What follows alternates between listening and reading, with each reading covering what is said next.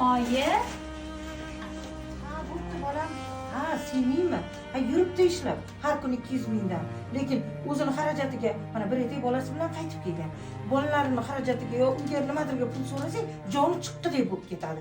Adaydan oladi bir nimaga kerak bo'lsa. Oyi. mendan oladi. Ha, voy, ana keldi shekilli. Ha, qizim, bo'pti gaplashamiz. Oyi, opam bolalar yana tutib tashlabdi narsalarimni. Voy. Nima qilay endi? Olib chiqib otvoraymi? Opamni bolalari bilan qo'shib chiqib otvoring. Sinem. Mani aytsanmi? Ey, bo'pti, ko'p gapirma, ana axlatlar yig'ilib ketgan. Tashab kelgin. Jonga tegdi bir, na o'zini eplamaydi, na eri kelib olib ketmaydi.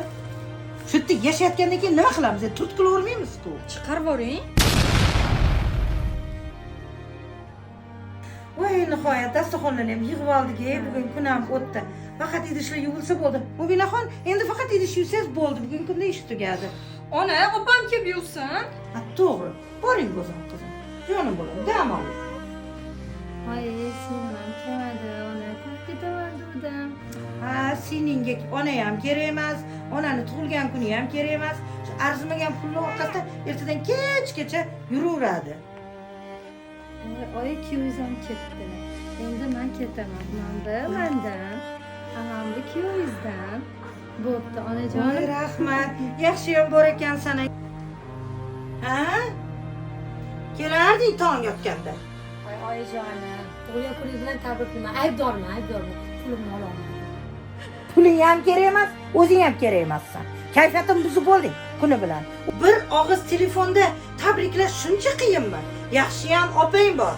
Dunyo sovg'alar qilib, yana mehmonlarimga xizmat qilib ketdi. Xafa bo'lishga haqqingiz bor onajon. Keling, bitta quchoqlab tabrik. Qoch. Xullas, gap tamom. Ertalab turgunimcha ering bilan yarashasanmi, qayerda yashaysan, bola chaqangni olib uyimdan chiqib ket. Hiqildog'imga keldi. Ana hozir yana bolalaring yig'layapti.